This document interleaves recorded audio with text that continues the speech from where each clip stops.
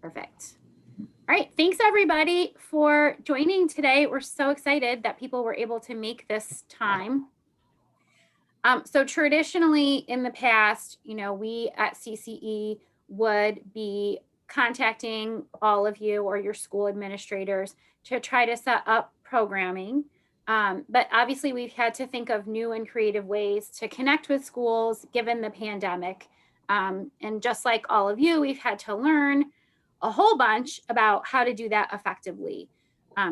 We have had great success with communication with school administrators, but one thing that I had noticed is that because there's so much going on and so many, conflicting needs, that we weren't always able to get access to teachers in the way that we had in the past. So although administrators may be aware of the resources that we have through CCE, I wasn't convinced that all of you, the teachers, the ones who really have access to these young people, necessarily knew. So I wanted to create something that was a way to connect directly with you, to let you kind of know what's new at CCE that we have going on, and answer any questions that you might have about how we could partner.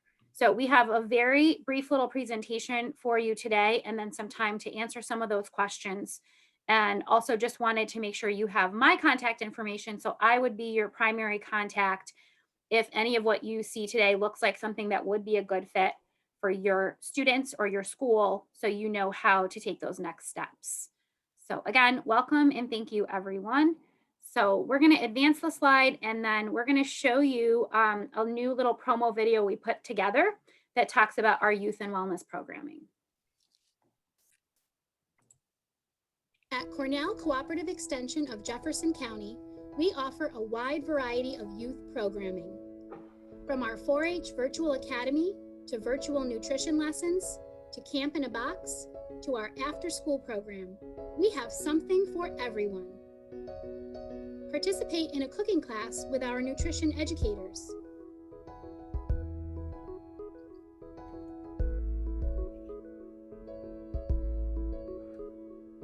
Practice mindfulness and yoga with 4-H.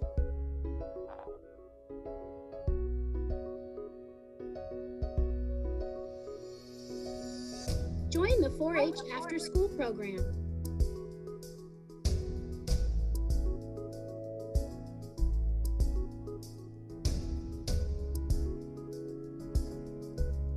Put your skills to the test with Camp in a Box.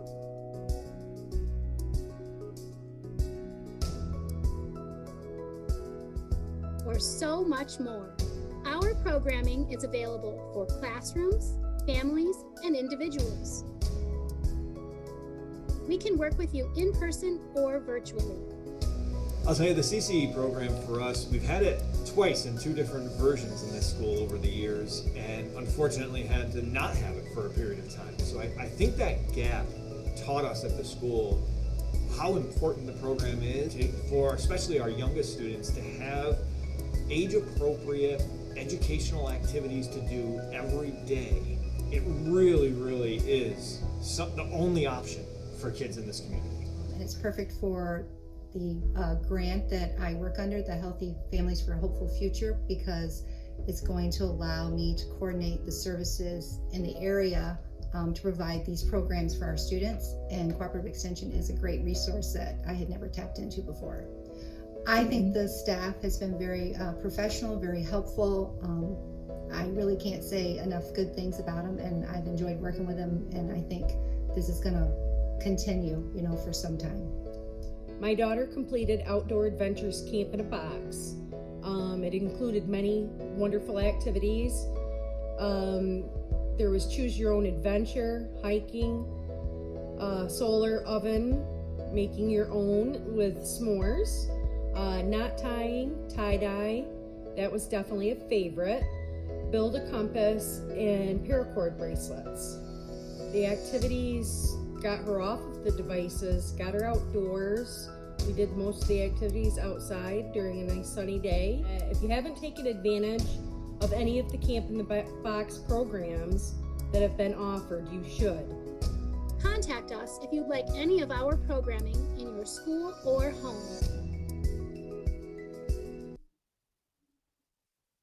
Okay, so that's just a little bit about what we have going on now.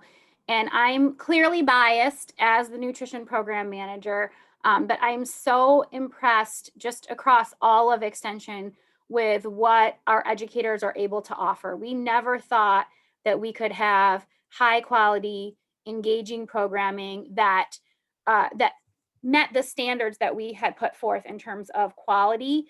We never thought we could do that over a virtual setting, but we've worked really, really hard to ensure that that was possible and to still make sure that the information we're providing is evidence-based, that it connects with those state standards, but that it's also still fun and that it's not just, like you're doing right now, listening to a presentation, right? That it's interactive.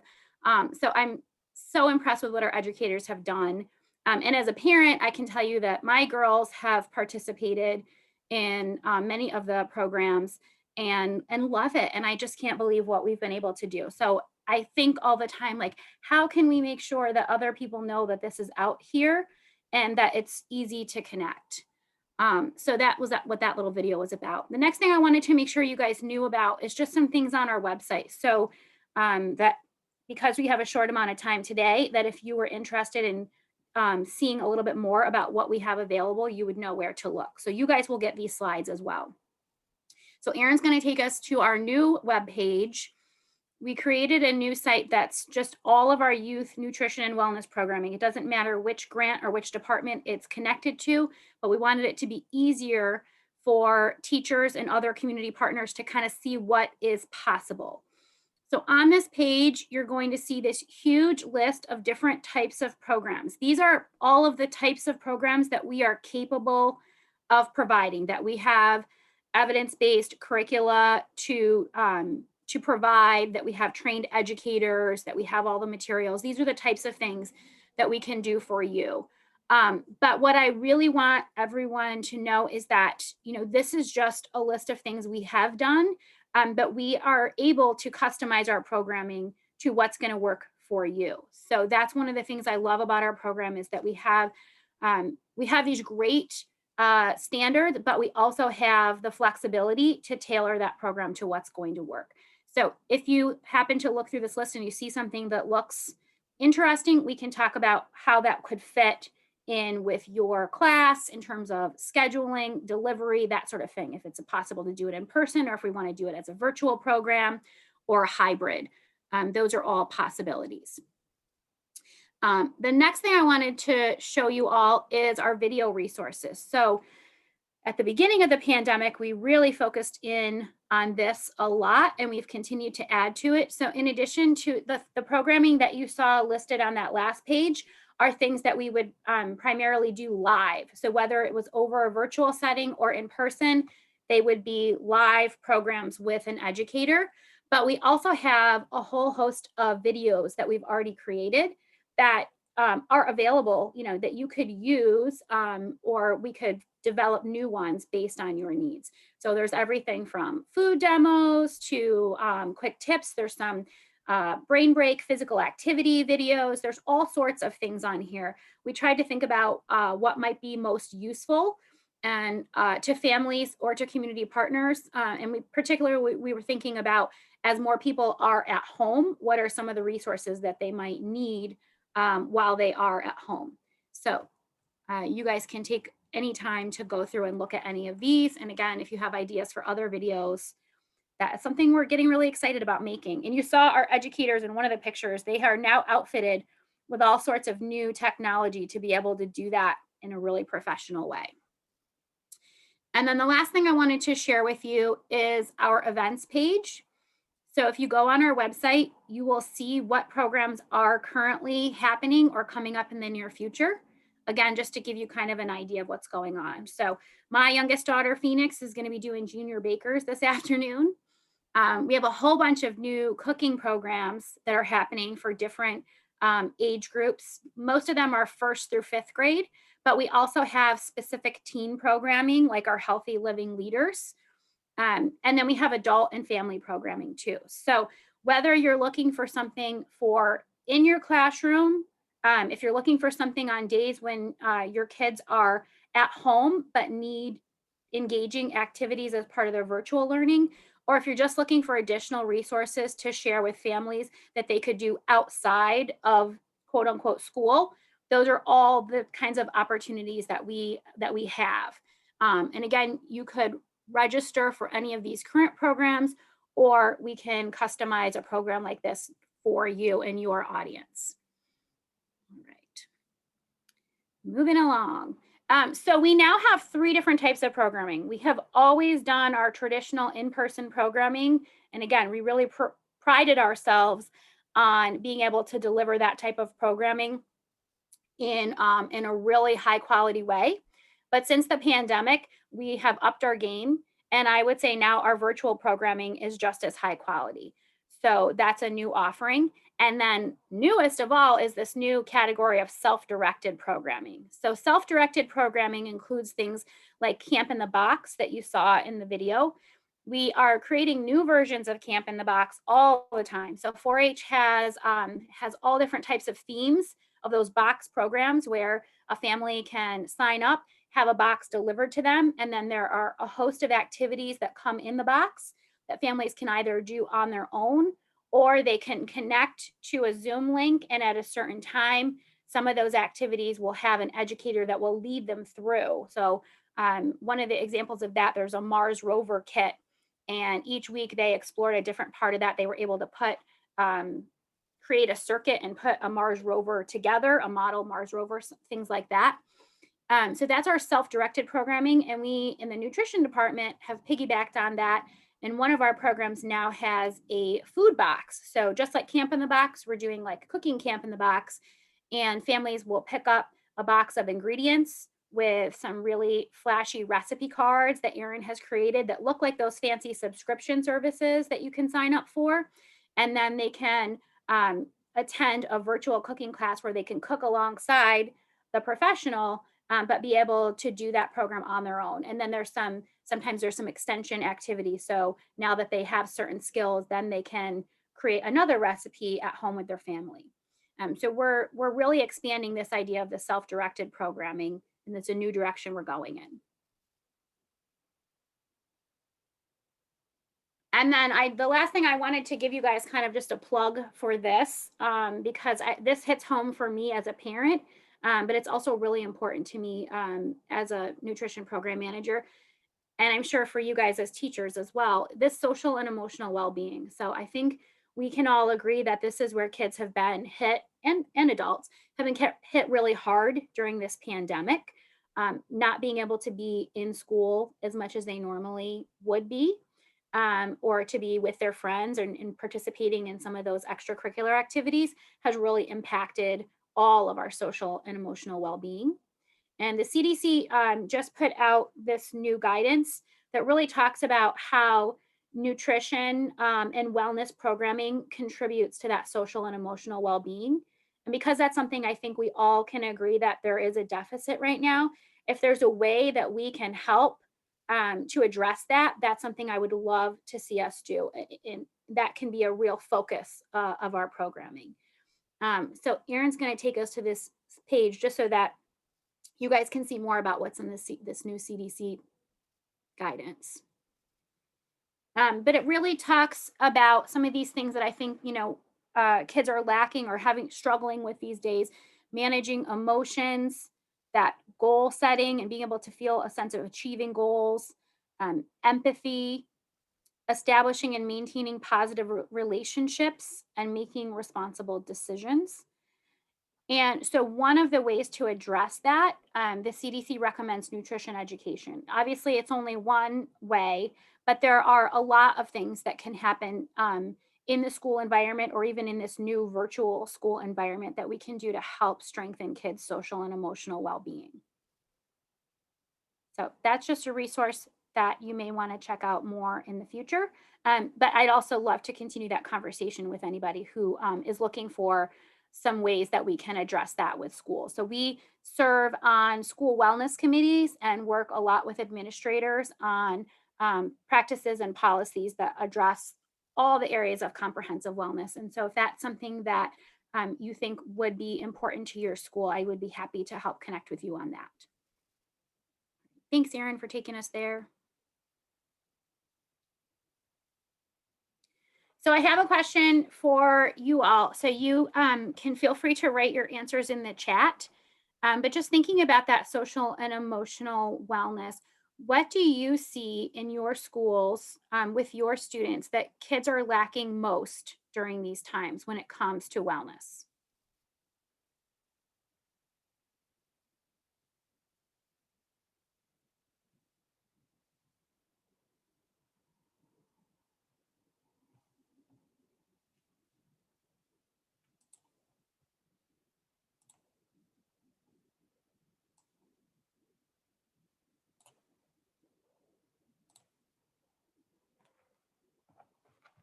And if anybody doesn't want to use the chat and they just want to unmute themselves, feel free.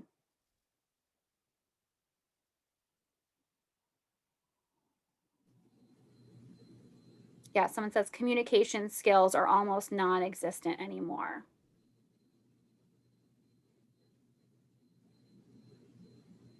Yeah, April, I just want to piggyback on what Jeff said. It's more social. It's almost like kids don't know how to interact with you. There's not much expression behind their masks, and it's just it's tough in the classroom even, let alone kids that aren't coming. Yeah.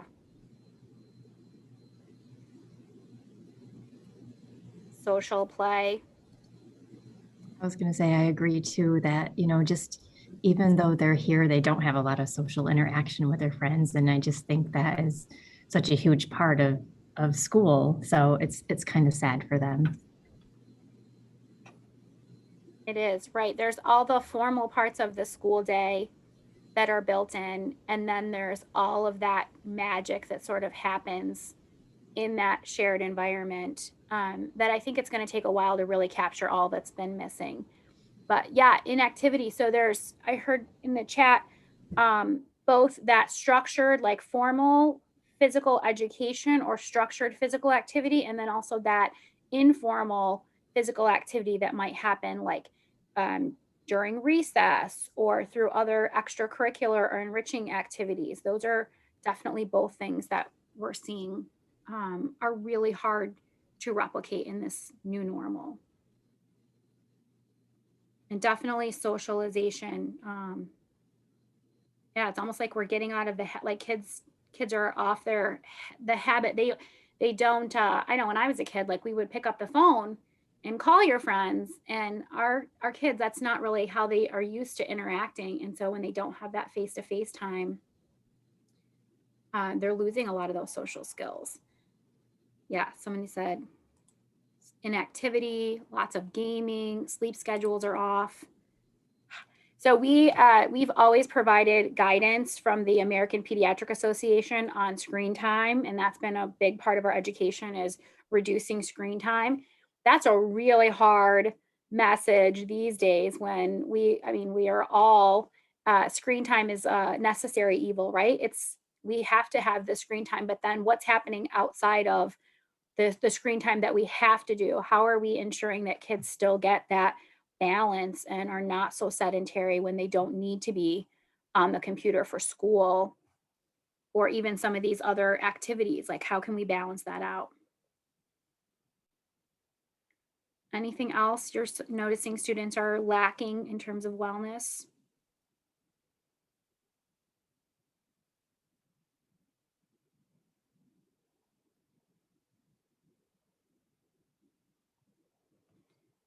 So again, we'd love to help address some of these. I don't think we're going to be able to tackle every single issue, but we'd love to be a partner.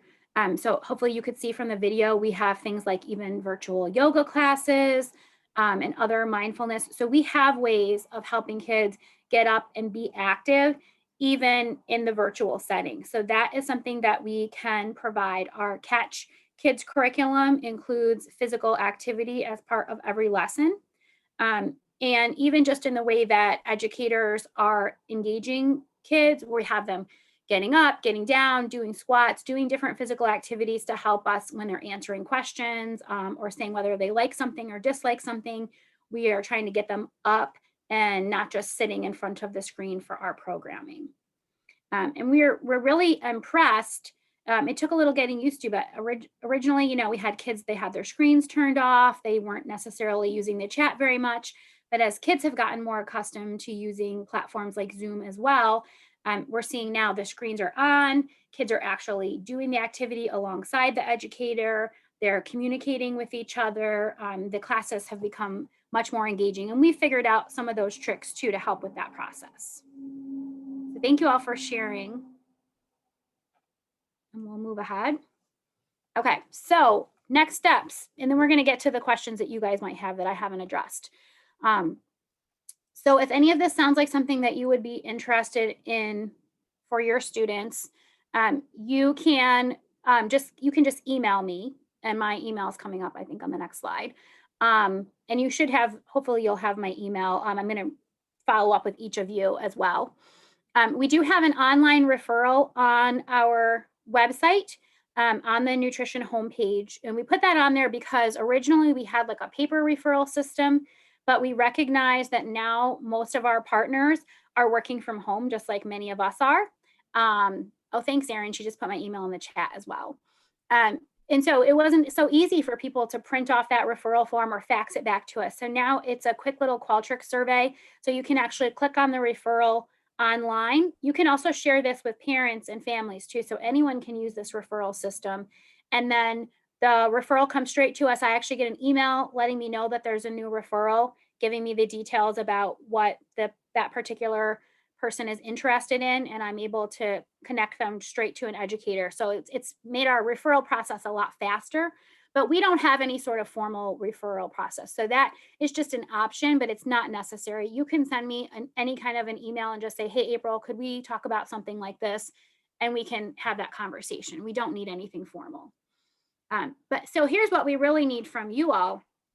If this is something that you want to pursue, like I said, we're happy to provide whatever programming needs you see. We just need connection to the kiddos. So that's our biggest challenge right now. So we would ask that whatever platform you are using to communicate with students, so if it's over Google Classroom or Seesaw, or if you have another virtual platform, that you would help us spread the message about this programming. So again, it could be programming that you are asking students to participate in as part of their health or science or PE or any sort of classroom list of programs, you know, so any of your subjects, it could be that, or it could be a supplemental activity. So it could just be, hey, when you finish your work on your virtual day, here's some other things that you might want to check out for fun or for extra credit. So it's up to you how you want students to engage in our programming. But if you could put our links up there so that they can log on, or our flyer or other promotional material so that they know how to access our programming, that's really what we would ask from you. And then we can take care of the rest. So you are welcome to be as involved with our programming as you would like to be, but our hope is to make it easy on you. So we don't need teachers to necessarily participate in the program or monitor the chat or do anything like that. You're welcome to, but we want to make it as easy as possible on you. So we can take care of all the educational components as long as you can help us connect to the kiddos. And again, your feedback and ideas are always welcome. So you let us know what you're looking for and we can let you know how we can provide it. Okay, so that's my spiel. What questions do you have about any of this?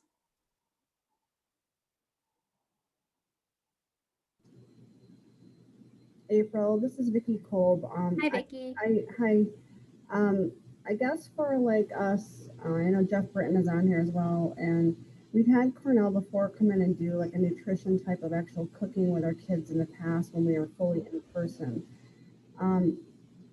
How would you suggest trying to do something like that with our hybrid kids that we do see in virtual? Would we do like the food in the box kind of thing?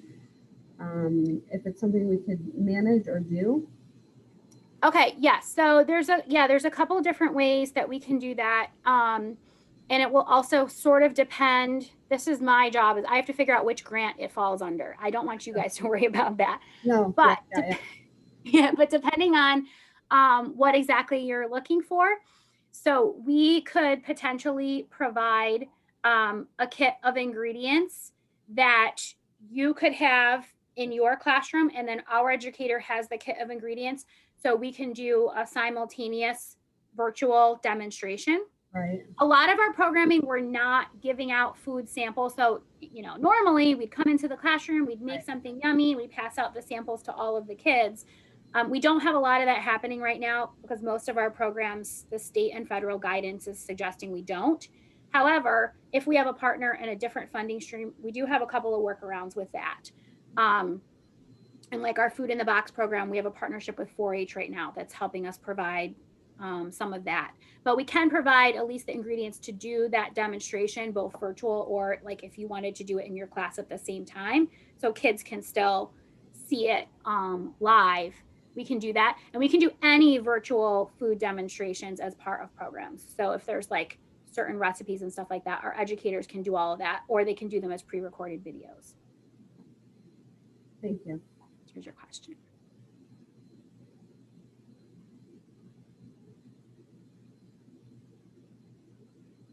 And our programming typically runs the gamut between first graders all the way up through high schoolers.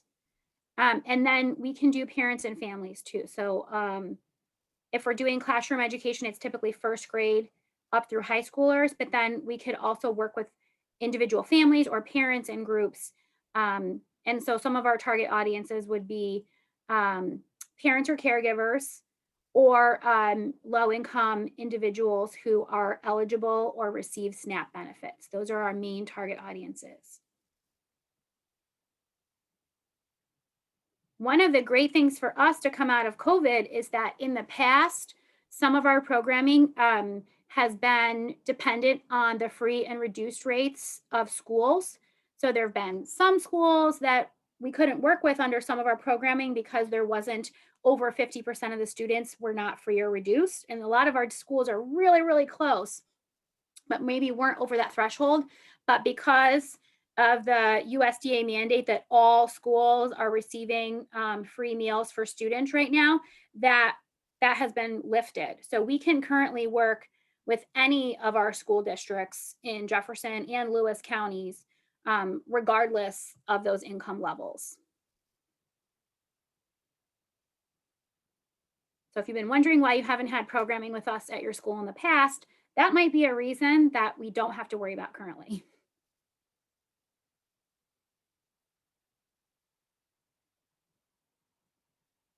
What other questions do you guys have?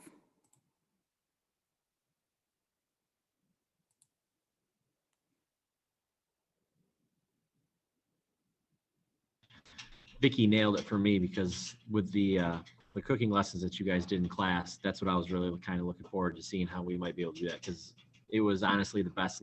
I don't know, we probably did 4 or 5 different lessons of it. They made omelets and a bunch of different things, smoothies. It was the best lesson that we had that entire year, those years, awesome. I should say, plural, and the kids loved it. So I'm glad she asked that, because that's what we're really looking for. Yeah, so we can definitely continue that conversation and kind of talk through the nuances to figure out how we can provide that. For our older students, we also have, Vicki, I know I've spoken to you about this in the past, our, I call them teen ambassadors, or our peer-led program, where we are providing some nutrition education to those older students. And the goal is then for them to educate their peers or younger students. So we're talking about things like creating social marketing campaigns. In the past, we would be thinking about things like holding a wellness fair or stuff like that. We have to get creative with that these days, but any sort of virtual education that they could provide, we're having kids create their own cooking recipe demo videos. We're even looking at creating like TikTok videos and things like that that would appeal to middle school and high school students. So that is another new program that we have that has a lot of flexibility and creativity that, we kind of had to stop and pause and think, oh my gosh, how are we going to do this during COVID? And now we are getting a little bit more guidance from the state, and we have more resources to figure out how to move that forward. So that is something that we would love to partner with our middle school and high school teachers on.